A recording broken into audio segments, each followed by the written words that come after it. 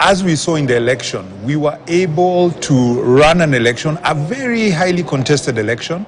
We had a lot of rallies everywhere, people of opposing parties, sometimes very close to each other. We had an election day, which was long, and the counting, and we kept the peace all through that. Specifically, we can add all our institutions seems to have behaved pretty well. The police, we didn't have much violence in the political campaigns. Any little violence that was there was kept low. When we had a contestation, it was taken to court. And that was what was the Kenya Daima, that pledge that everybody said that if I have a contest, I will take it to court. And that happened for both the presidential,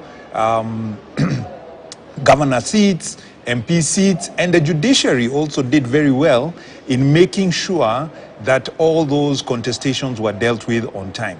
So what does that say to us? That we actually have the mechanisms, we have the institutions that can work. When they work, they can work, and we can resolve political issues according to our constitution, according to the law that we've set.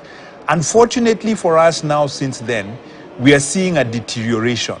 And what it is almost an ignoring of the pathways that we have set in our constitution that allows us to deal with these issues. If we take like the demonstrations, it is true the constitution says we can demonstrate, and the police are supposed to allow for demonstrations to happen or to facilitate for demonstrations to happen. Why we are asking is, why are the police and Azimio not sitting together and saying, how can we have peaceful demonstrations? Because at the beginning, it's all like, let's have a fight. Nobody's talking about how can we do this peacefully. And from Kenya Daima, we are saying, can we get our institutions to start working again, to take their correct place, and to also for the opposition to say, let us address our issues through the institutions that we have in place, rather than trying to do it on the street. Because one of the things that we managed to do, or what we've been working on ever since we got into our second liberation, is how can we remove violence from the political discourse. We cannot be winning or losing political arguments by violence. It should be peaceful through the means that we have set. Definitely. That's very important. Peace is the foundation, and a very strong one at EAT when it comes to business prospering, because we can always build on that. We can always recover on that. I mean, Victor, Wednesday mandamanos have been put on hold, according to the Azimio team. As Kenya Private Sector Alliance, as I saw you holding your phone there, is there a sigh of relief now? We're getting, what's the update? I think we are happy with that. Basically, that is what we've been looking for, because you can build a home over years, but you can damage it in one day. And rebuilding is very costly. You damage it in one day, you take another 5-10 years to rebuild what you've damaged in one day. So, and that's why from our estimates you could see, people are wondering, those are daily losses. Yes, they are daily losses. You can bring a whole house in one day, in less than a day, and the cost is so high. If we're looking at people, in the insurance, they're saying now they cannot cover that. All right? Yes. They can't cover those political risks. If you look at tourism, from 2021, there was a resurgence of tourists coming back. You scare them, they cancel their tickets. They are not going, even with this calling off of the mandamano, they've already made their destination, they've already made alternatives to other destinations. So that is already lost. We cannot recover it. So recovery, even with the calling off of the mandamano, recovery is going to take time. Okay. Yeah, recovery is going to take time. Across the East Africa, Uganda, Rwanda, Burundi, DRC, Sudan, South Sudan, all depend on the port of Mombasa for 80% of their imports. Okay. Imagine there is a non-tariff barrier if they can't move their goods because the roads are blocked. Yeah. Yeah, the economy is also affected. Yeah, and it shows how critical Kenya is to all this, the region rather, you know. Yes. We are the gateway to East Africa. And I was looking even at the currencies. You know, we've always talked about the dollar and the Kenya shilling entered into a G2G fuel deal to sort of reduce demand on the dollar. But locally, even looking at our counterparts in the East Africa region, the Ugandan shilling. The Uganda shilling is strengthening against us, the Tanzania shilling. The Rwandese franc is also strengthening against us. It seems this is a risk that we are always putting on ourselves. And Dr. Omondi, this brings me to you. In terms of the issues that are being raised, cost of living, for example, are there any solutions that have been proposed by the opposing team to inspire the government, at least tell them, high cost of living is here, but this is how you can bring it down, or is it just pointing fingers? Thank you for that question. Now, as far as I'm concerned, I'm not aware of any proposal that has been tabled by the Azimio team on how the government can reduce the cost of living. But there are measures that have already been put in place by the government to reduce the cost of living. There's the subsidy on fertilizer. The government is also trying to reduce the demand for dollar by having the government-to-government agreement in order to bring in fuel on credit for some time before the government can pay for that. That is supposed to ease the demand for dollar in Kenya and at least reduce the cost of import, because Kenya, we are net importers, so we import a lot. So if the exchange rate of Kenya shillings against the dollar at least favors Kenyans, the cost of importation will reduce, and that will also, by extension, reduce the cost of imports and the cost of whatever import, and in turn reduce the cost of living. So at least there are some measures that have been put in place, okay. But other measures that also need to be put in place. We need to focus so much on agriculture because the cost of basic foodstuff has been going up, and we need to ensure that we have food security in this country first. So that is where we should start from.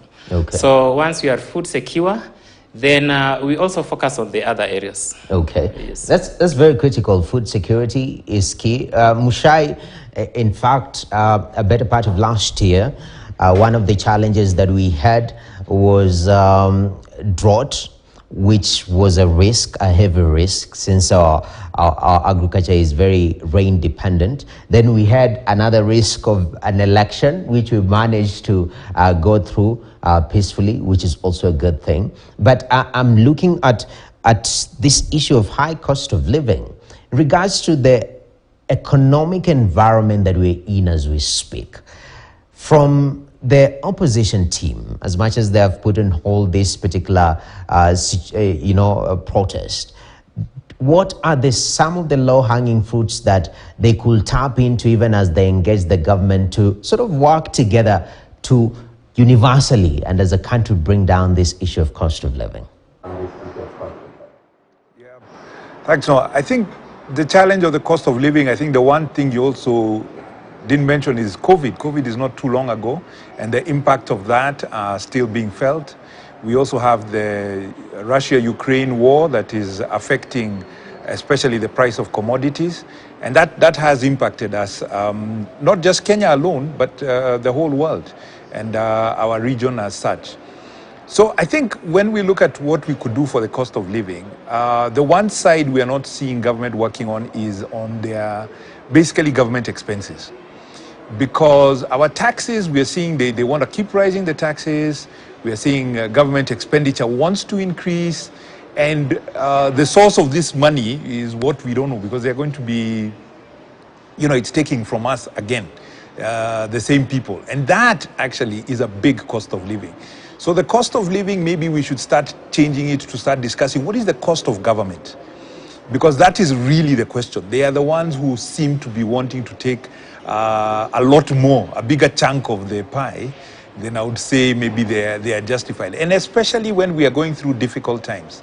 And I think for all of us as Kenyans, we need to know these circumstances we are in, Some of them we made them ourselves over years as Kenya. Our productivity has gone down, as we've been told. We've borrowed a lot of money and we need to pay it, because when we borrow as Kenyans. It's not individuals.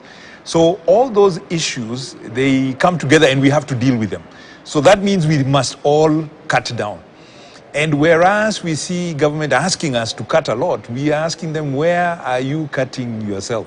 Can we see some of your savings? And then, of course, there are some things that you do, you start wondering, are we thinking through this thing? I'll give you a good example. I'm sure we'll get to the Finance Act soon. Somebody in their wisdom thought that it's a good idea to add tax to the packaging paper for unga. So right now that additional tax, I'm being told, is about 5-6 shillings per bag of unga. When the price of unga is already high and rising, why would you want to add the cost of the unga by increasing the tax on paper? It is totally unnecessary and uncoordinated in what government is doing.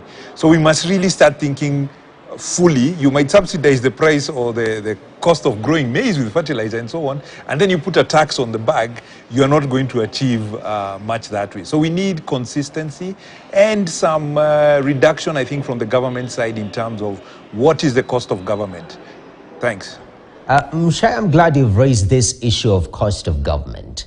And we have a reality, because I'm glad, especially during this, the budget for the financial year 2023-2024, a lot of Kenyans were engaged. And even when it came to finance bill, which is supposed to fund the budget, a lot of Kenyans were engaged because it was touching on majority of us. And that brings in that issue of cost of government. In terms of the reality that we are in as a country, looking at the International Monetary Fund, this Bretton Woods, institutions breathing on our neck. And if memory serves you right, we've had this situation back in the 90s. It seems to be coming back. We are so indebted, and they come with conditionalities to help us get out of debt.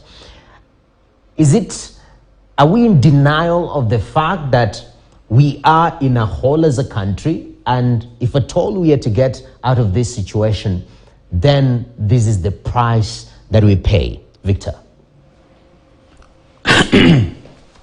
Well, we're already in debt. We cannot deny that. And I wouldn't want to say that it's a bad thing to be in debt. Debt is part of development. It's what you do with the debt and the value that you derive from each dollar that you borrow. That is the most important thing. America, USA is in huge debt. Most European countries, the Orient countries are also in debt. So that is part of development. Even for you at a personal development, growth point of view, you have to go and borrow. But if you go and borrow to consume and to drink, and of course those are not productive activities, our constitution only allows government to borrow for development. And by the way, government doesn't have money that we call this is government money. It's taxpayers' money and loans and grants. For loans, they are borrowed on behalf of the taxpayers. So when I see the sort of damages we've even seen, we are in a bad situation, but we've already damaged, a lot of our economy. Repairing that, even the figures that C.S. Murkomen was mentioning, that's not going to come from government money. Government doesn't have a kitty called this is government, doesn't generate its own money. Yes. Those are taxpayers' money. That is what's going to be. So, and that's going to be loaded, because the government has to generate it from the taxpayers. So we can actually expect that's going to be loaded back to the taxpayers to make the repairs of, the different components of the economy that we have damaged.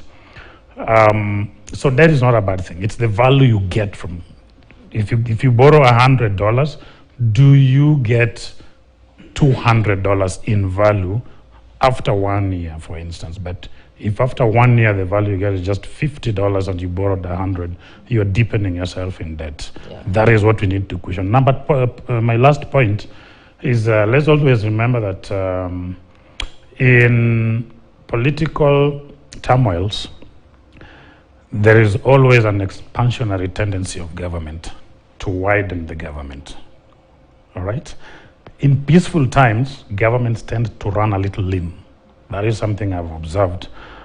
Because when there is animosity, you want to, to please different sides so that you bring them to your corner as the ruling government, and that normally tends to expand the government, and hence what Muchai was talking about. What is the cost of government? We would not be here. Even the proposals for the cabinet administrative secretaries, that is a political decision to ensure that there is inclusivity. Yet our constitution already defines how we get inclusive in government. Why then do you create newer positions? Yes. It's because there is political animosity, and you want to, to sort of stabilize the country by expanding the government. That's what normally leads to, a high cost of running government. Okay. Yeah. I mean, Dr. Omondi, I want to bring you in this now discussion. Now we have a finance act that's how we are supposed to fund this government of ours. And for the government also to implement its own agenda, they call it better, and it's not getting better as it seems, because already the court has put a halt to it. I mean, what next? How is the government supposed to react to this? Because there are legit concerns saying if you're doubling value-added tax on fuel, that will make my life more expensive, and I don't want that, and I have a right to go picket and say, don't put it at 16%, put it at 8%. Yeah? Or we can find a consensus. So how does government sort of balance all these needs so that we don't have this situation? Because right now, already we are feeling the pinch of that particular act being withheld as government. Okay. Thank you for that question. So now I'll take you back down the history lane. How did we get here? It's because we borrowed a lot, and it seems that the public debt that we acquired, a good proportion of it was not put in the right use. So that's the reason why now we have huge debts to service. We even borrow to finance our recurrent expenditure. So the government is under so much pressure. And if you are in such a situation, you'll try to do all that you can to salvage the situation. So I really sympathize with the government of the day, because that is the only option they had to get us out of this situation.